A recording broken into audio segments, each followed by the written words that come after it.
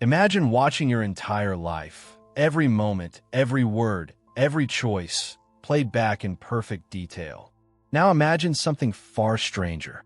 You're not just watching it, you're feeling it. And not only from your side. The kindness you gave, you feel it arrive the way the other person felt it. The pain you caused, you feel it land from inside the person you hurt. That is the life review, and it may be the most consistently reported and least talked about element of the near-death experience. Thousands of people across cultures, ages, and beliefs pulled back from the edge of death, describing the same impossible screening room. What they say happens and there has changed how they live. And it might quietly change how you see this very day. If you're new here, welcome to Gratitudi. Take a second to subscribe, because every week we explore the big questions with honesty, always in search of a deeper way to live. This one goes deep. Let's step into the review. If you watched our Consciousness Trilogy, you'll remember the researcher who started it all, Moody, the philosopher-physician who collected testimonies of people who nearly died and gave the world the term near-death experience. Among the recurring elements he documented, the peace, the tunnel, the light, one stood apart because it wasn't about where people went. It was about what they were shown, their own life replayed. Since then, researchers who study these experiences at universities, in cardiology wards, through decades of collected cases, keep hearing the same features described with eerie consistency. Let's walk through them. First, the review is total. Not a highlight reel, everything. People describe scenes they had completely forgotten. A morning at age 6, a stranger at a bus stop, a sentence spoken carelessly 30 years earlier. Many say it happens all at once, somehow, panoramic, as if time itself worked differently in there. Some describe it as standing outside of time, seeing their whole existence spread out like a landscape scene from above. And the level of detail convinces them of something unsettling. Nothing was ever lost. Every moment you've ever lived is, apparently, still on file, including the ones you never thought anyone noticed. Second, and this is the feature that changes people forever, the review is felt from both sides. Experiencers consistently report reliving their actions from the receiving end. One of the most cited accounts in the NDE literature come from a road worker who, in his review, relived a fist fight from years before. Except this time he was the other man. He felt the punches land, felt the humiliation, felt everything his anger had caused from inside the body of the person he'd hurt.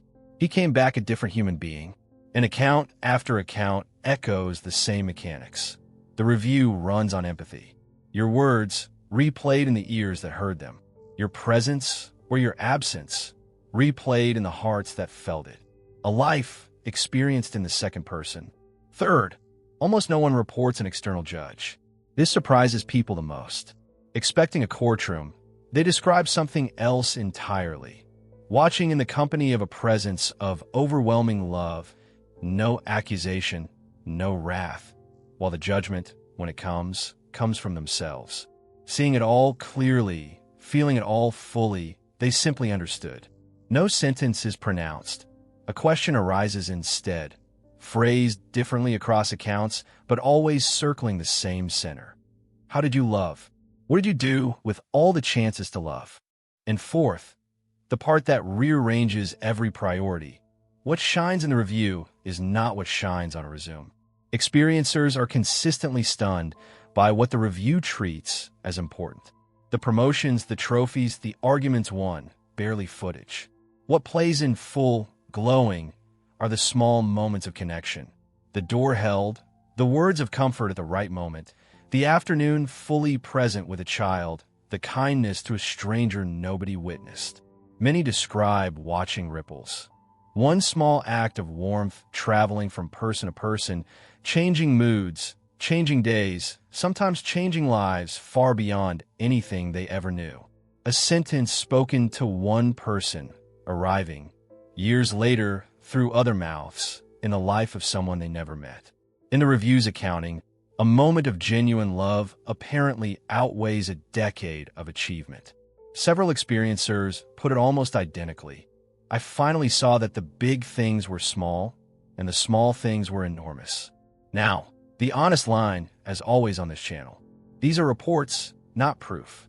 Skeptical researchers propose that a dying brain might generate a memory cascade, circuits firing in a final storm, stitched by the mind into story. Others push back. The empathic detail, the structure, the consistency across cultures and centuries, including in children too young to have expectations about death, are hard to explain as random static. There is no scientific consensus on what the life review is. The question remains beautifully, stubbornly open. But here's what needs no consensus. The people who go through it come back, transformed, measurably, lastingly. Researchers who follow experiencers for years document the same aftermath. The fear of death fades, not into recklessness, but into a strange calm about the ending of the story. Priorities reorganize almost overnight. Careers built on status suddenly feel small. Time with people suddenly feels enormous. Relationships change. More patience, more presence, more of the words that used to wait for the right moment and now refuse to wait at all. Many describe living with a new kind of attention, as if every ordinary moment had quietly become significant. Whatever the review is, it works like the truest mirror a human being has ever looked into, and no one walks away from it unchanged. Which leaves the rest of us with a remarkable thought. Thousands of people have effectively been shown the ending, and they all came back reporting the same discovery about what mattered. It's as if humanity keeps being handed the exam questions in advance by the only students who ever saw the test. Not achievement, not image, not being right. Love, given in small denominations, day after ordinary day, most of it unwitnessed, none of it lost. And maybe that's where gratitude reveals its deepest meaning. Think about what the experiencers actually receive in there.